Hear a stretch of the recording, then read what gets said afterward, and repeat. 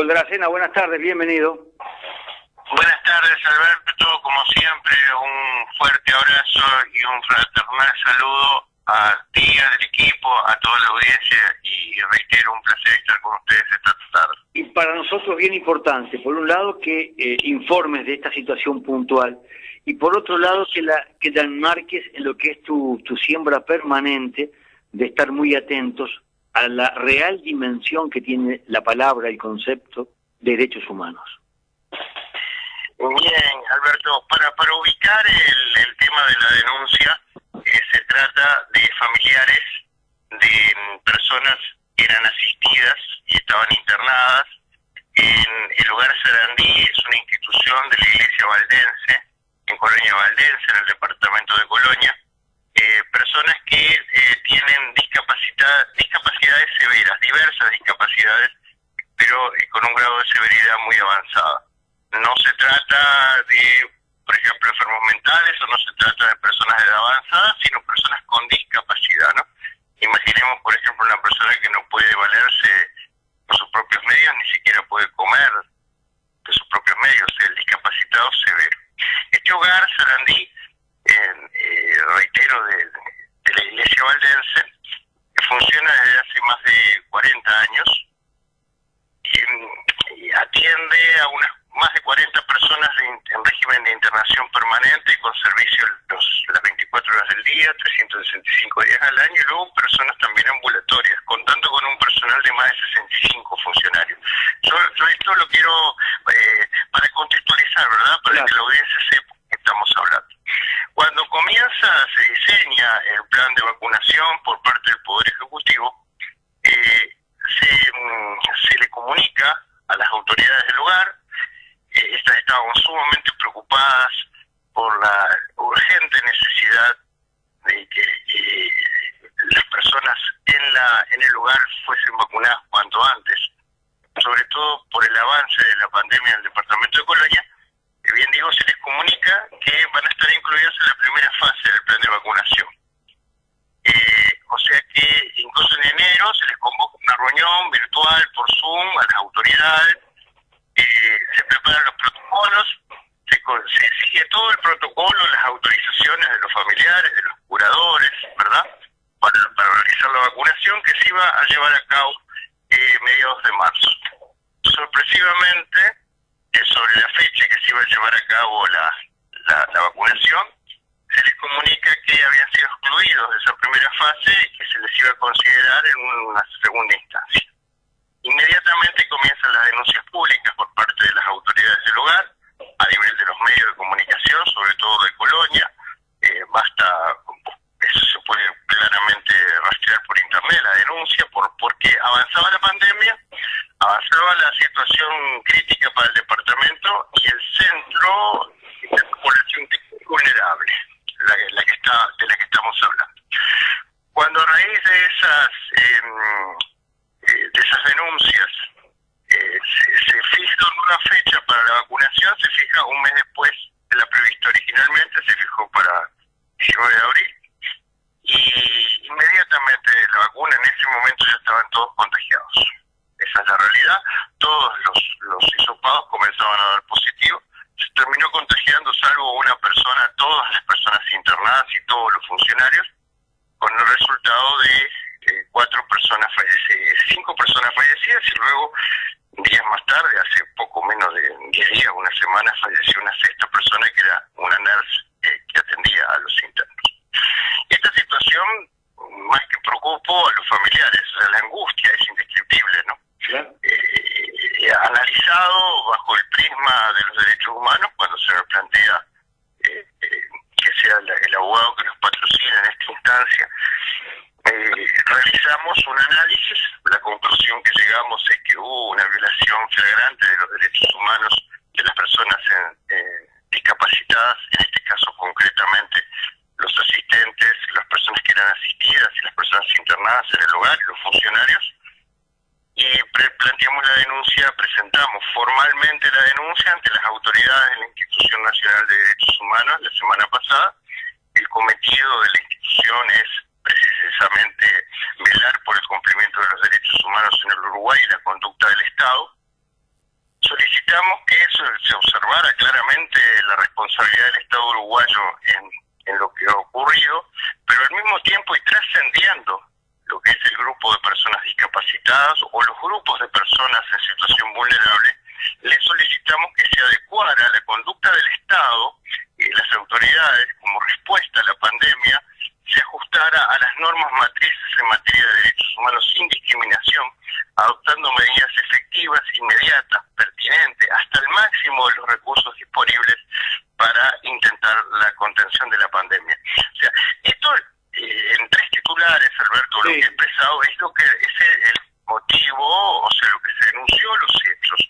Pero a mí me interesa mucho explicar los fundamentos por los cuales entiendo que hay violación de los derechos humanos aquí. Y eso se lo desarrollamos exhaustivamente a la Institución de Derechos Humanos, a sabiendas de que es el organismo especializado mucho más capacitado que nosotros para realizar ese análisis en profundidad.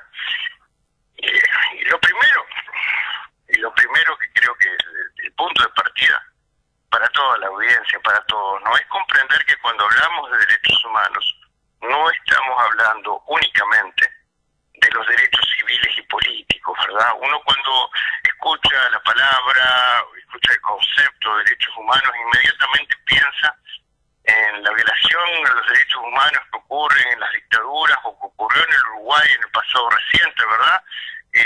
La tortura, la desaparición forzada, la muerte, luego lo asociamos con la falta de libertades, ¿verdad? La falta de libertad de prensa, la falta de libertad de expresión, o sea, violación de derechos humanos generalmente lo asociamos con los derechos civiles y políticos, y cuando hablamos en el Uruguay de violación de derechos humanos, precisamente pues están pendientes resolver las violaciones de derechos humanos del pasado, lo asociamos inmediatamente con la dictadura militar. Correcto, es una asociación inconsciente que realizamos en nuestra memoria, en la memoria colectiva, en la memoria de los uruguayos cuando hablamos de derechos humanos o de violación a los derechos humanos. Sin embargo, por eso yo creo que este es el punto de partida, que es aclarar los conceptos, el concepto de derechos humanos y el alcance de derechos humanos. Yo siempre he intentado y he propuesto y he hecho, si quieres, hasta en términos religiosos, podemos decirlo, si utilizáramos términos religiosos, era un apostolado de que el concepto de derechos humanos no es exclusivamente el de los derechos civiles y políticos. Hace añares que te escucho en esta siembra. Es que yo pienso que es el elemento esencial, o sea, yo lo defino como las condiciones esenciales, indispensables, inherentes a la persona humana, pero necesarias para que un ser humano se realice plenamente como persona durante su cortito tiempo vital, ¿verdad? Y esto es desarrollarse hasta el máximo de sus potencialidades, de sus talentos, de sus capacidades, una vida digna durante el cortito tiempo vital, porque me gusta repetir esa frase porque nuestra vida es muy corta en tiempos históricos en relación con la vida de la historia de las naciones, de los pueblos, ¿verdad?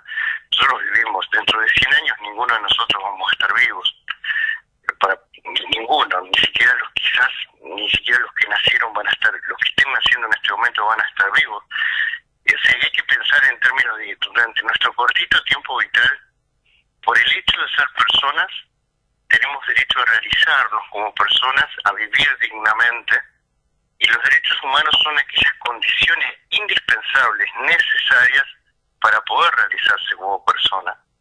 Y esas condiciones, no estoy hablando de filosofía, ni de ideología, ni estoy hablando de religión, ¿verdad? Esas condiciones están reconocidas por el derecho. El derecho son las normas de convivencia obligatorias que nos damos para vivir en sociedad. El derecho, la ley, siempre se asocia el derecho con la ley, es mucho más, el derecho trasciende la ley. Los principios de derecho internacional, el derecho, las constituciones, los instrumentos internacionales, la ley, el derecho, las normas de convivencia obligatorias que nos damos para vivir en sociedad, reconoce esas condiciones para que el ser humano se realice como persona. Las reconoce como los derechos inherentes persona humana, les da un concepto de derechos humanos, ¿verdad? Y están por encima de lo que puedan disponer las leyes, las constituciones. Es más, tienen que respetarse en todo momento, en todo lugar. Y entonces, si entramos a pensar en esas condiciones, vemos que hay distintos tipos de derechos. Están en esa asociación de ideas que hicimos al principio, los derechos civiles y políticos, ¿verdad? Las libertades se les llaman derechos de primera generación, porque fueron los derechos que primero aparecieron en el marco de la civilización, de la historia, y fueron conceptualizados como derechos humanos, ¿verdad? Hacemos la Revolución Francesa, el derecho a la libertad.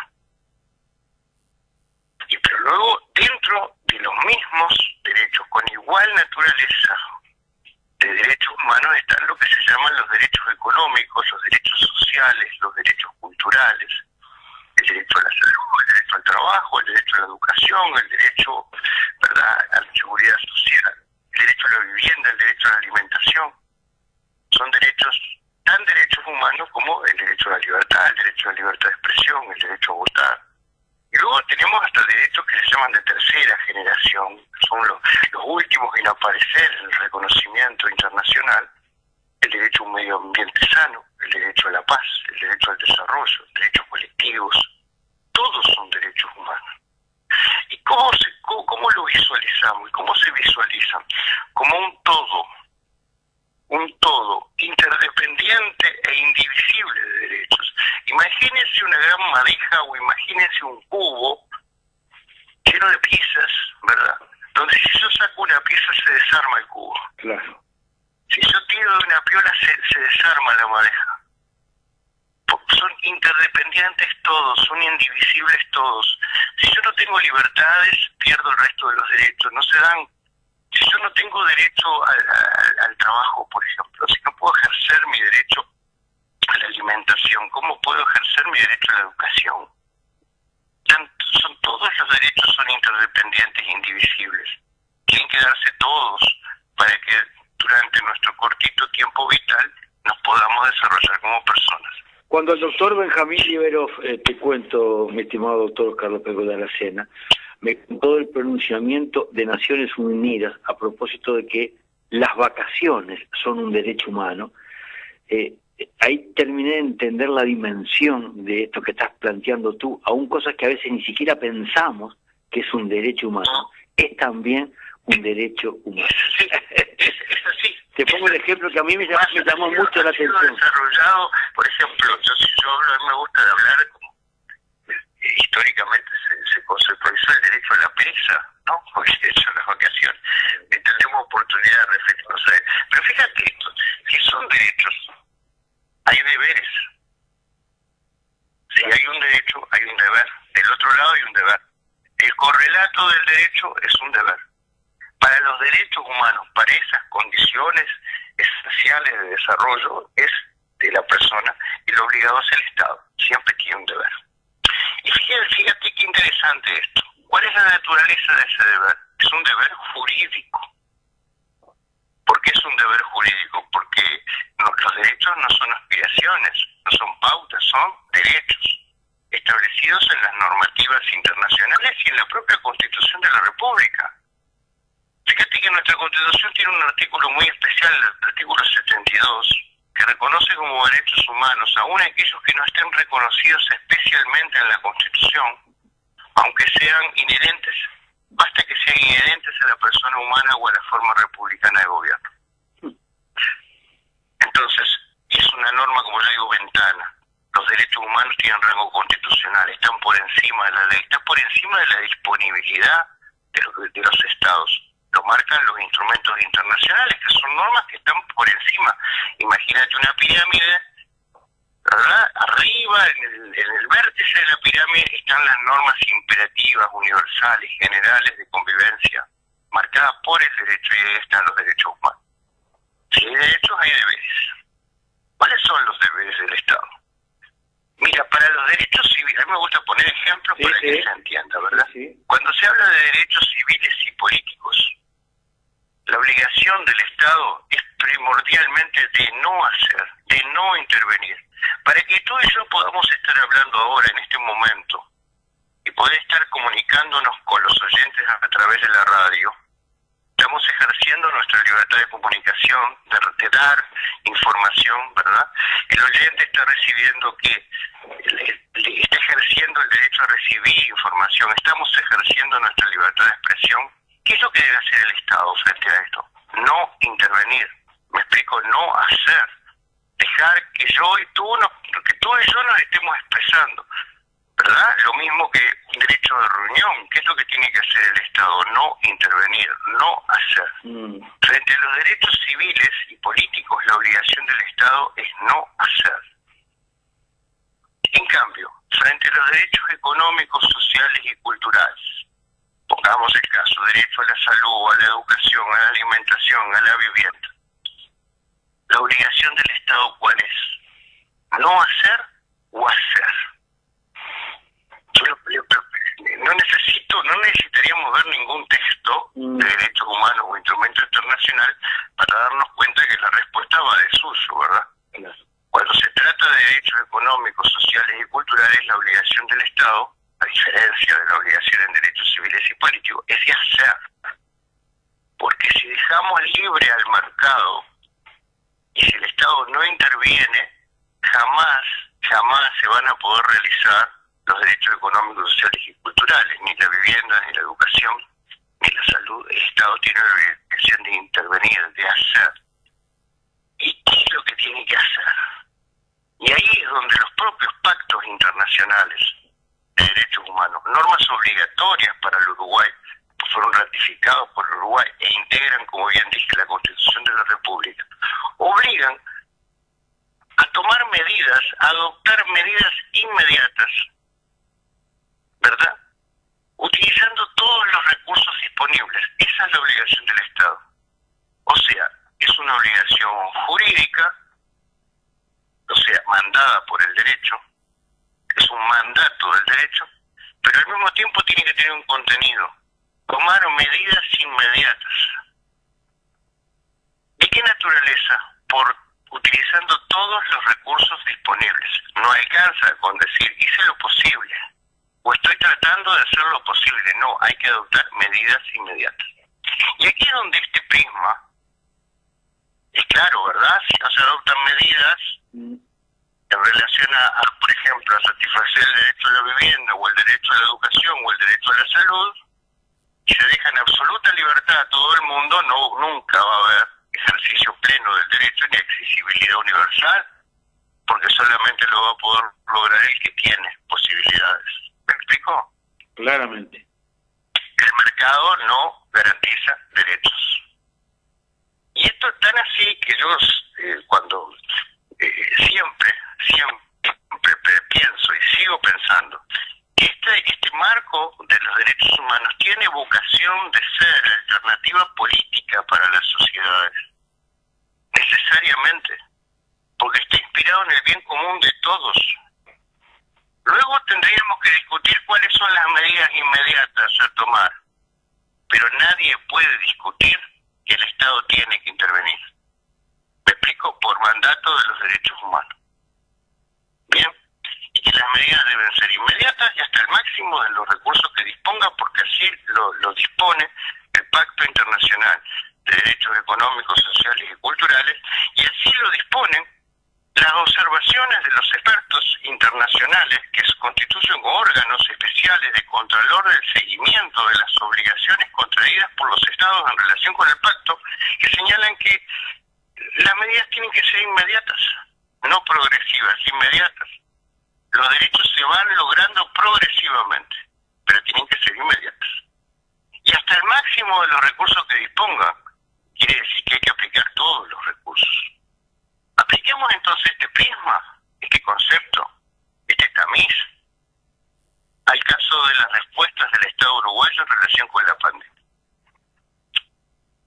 Y clarísimo, en el caso puntual que nos ocupa de los discapacitados que fallecieron en Colonia, la respuesta del Estado, dada a la situación, que no se respetaron las disposiciones en materia de derechos humanos, porque la respuesta fue tardía, no fue inmediata y habría que preguntarse si a nivel general en el manejo de la pandemia se están aplicando los máximos recursos, todos los recursos que se dispongan.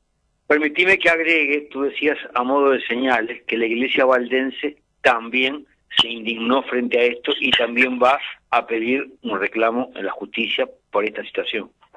Mira, no, eso es importante. No se están presentando reclamos a la justicia porque la Institución Nacional de Derechos Humanos no puede intervenir si hay reclamos judiciales. Es cierto. Eso es, o sea, el reclamo es precisamente ante la Institución de Derechos Humanos, porque es un petitorio específico el que se realiza, clarísimo, de que trascendían, considerando todos los derechos humanos de los sectores con población, en situación de vulnerabilidad, pero trascendiendo esos sectores, se pide que se llame con énfasis al Estado uruguayo para que adopte las medidas pertinentes, hasta el máximo de los recursos disponibles, de forma inmediata.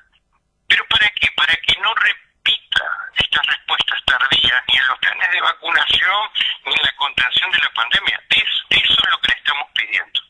Y la Iglesia valdense, como tú bien dices, se está presentando esta semana, la semana que comienza hoy, en los próximos días se va a presentar en la Institución de Derechos Humanos a adherir a la denuncia. Eso es a solicitar, por las razones que ellos expondrán, que se investigue este tema. Y te adelanto otra cosa, Alberto, que no es menor. Familias que hasta el momento no se habían presentado, también se están adhiriendo y las estamos presentando en el correo de la semana. O sea, y lo que hay que comprender es que esta intervención que estamos realizando tiene por finalidad que se encauce la conducta del Estado uruguayo, para que garantice los derechos humanos en definitiva de todos los uruguayos, de todas las personas, no de los uruguayos, perdón, de los habitantes del Uruguay. Porque esto involucra a todos los sectores de la población, pero especialmente a los sectores de la población con salud vulnerable. Las respuestas tienen que ser efectivas, tienen que ser inmediatas y hasta el máximo de los recursos, y eso trasciende incluso el plan de vacunación. Yo lo escribí y lo sostuve el año pasado, no sé, tú recuerdas, a principios del año pasado, cuando comienza las respuestas a la pandemia, que si el sistema médico, los especialistas recomiendan que exista una cuarentena, que se hablaba en aquel momento de cuarentena, yo creo que lo hablamos. Sí. Si esa es la medida que se requiere para contener la pandemia, no hay discusión. Y esa es la medida que se tiene que adoptar, pero se tienen que aplicar todos los recursos disponibles, como dice el pacto, hasta el máximo de los recursos disponibles, esas son las palabras exactas, hasta el máximo de los recursos disponibles. Y esto implica de que se tenga que subsidiar necesariamente a la población para que se quede en la casa, porque si no, estamos en esta teoría de la libertad responsable, que creemos que se está aplicando mal, porque está mal el concepto, porque el Estado no está cumpliendo con sus obligaciones, ¿verdad? El Estado tiene que cumplir con su obligación de garantizar el derecho a la salud de todos los uruguayos, de todas las personas que viven en el Uruguay. Y si la forma de garantizarlo es aplicar un régimen de restricción de movilidad e ir a una cuarentena obligatoria, tiene la obligación al mismo tiempo de utilizar hasta el máximo de los recursos disponibles para que la gente se pueda quedar en sus casas y reducir la movilidad. Porque hoy el que se puede quedar en sus casas es aquel que tiene los medios como para poder hacerlo, pero el que tiene que salir a ganarse el mango todos los días no puede quedarse en su casa. Si el sistema sigue funcionando de la manera como sigue funcionando, hay quien está más expuesto a contraer el virus que otro, porque su situación económica y social así se lo permite. Entonces aquí vamos a una especie de selección natural, ¿no? Claro. El que no tiene problemas de salud y además tiene medios económicos para poder aislarse, se va a salvar. El que tiene problemas de salud y no tiene medios económicos porque tiene que salir a trabajar, ese la puede quedar. Estoy hablando como si estuviera en el barrio, ¿correcto? Totalmente. Puedo utilizar términos académicos sin ningún problema. No. Puedo utilizar un alegato jurídico con los conceptos más profundos y con la retórica más alambicada. Pero hablando claro, ¿qué es lo que se pretende? ¿Una selección natural para que los pobres se mueran y los ricos sobrevivan? Clarísimo. Ese es el actor del pueblo. Clarísimo. No, mi juicio está equivocado. Mi estimado doctor Carlos Pérez de Aracena, en el cierre de la charla, te pido que en 2 minutos redondes una síntesis para que nos quede matrizado esto de que están encadenados unos con otros nuestros derechos humanos.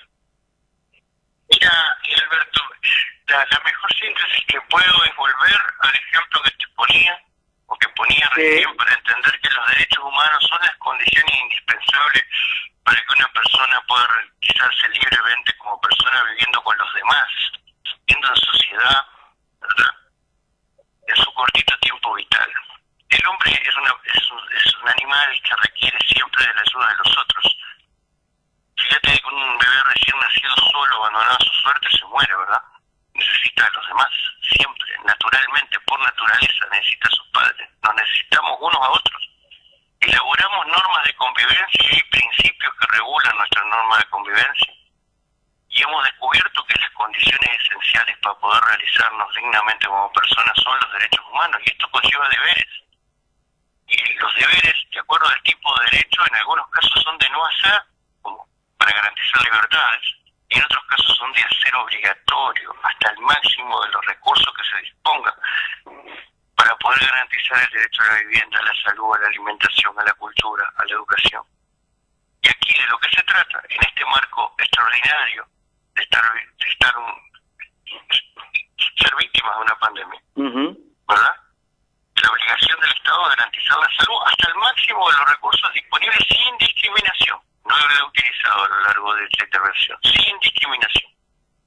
Claro. Cuando hay población con salud vulnerable en sí, no puede ser discriminada, sino que al revés, las propias convenciones internacionales establecen que tiene que darse la prioridad. Más protegida todavía. Entonces, de eso se trata la intervención, pedir que el Estado uruguayo encauce su conducta, que el gobierno revea su respuesta a la pandemia y la engarce en el camino de los derechos humanos. Por eso se le hace la denuncia a la Institución Nacional de Derechos Humanos, que es el organismo de contralor, claro, que puede ejercer las recomendaciones del caso. Clarísimo. Que comprendamos y que al mismo tiempo comprendamos que la única manera de poder de sobrevivir como sociedad es trabajar por el bien común y por los derechos humanos. Gracias por tu aporte. Un abrazo fraternal a la audiencia, a tu equipo y por supuesto para ti, Alberto, con mucha fuerza. Muchas gracias y mucha fuerza.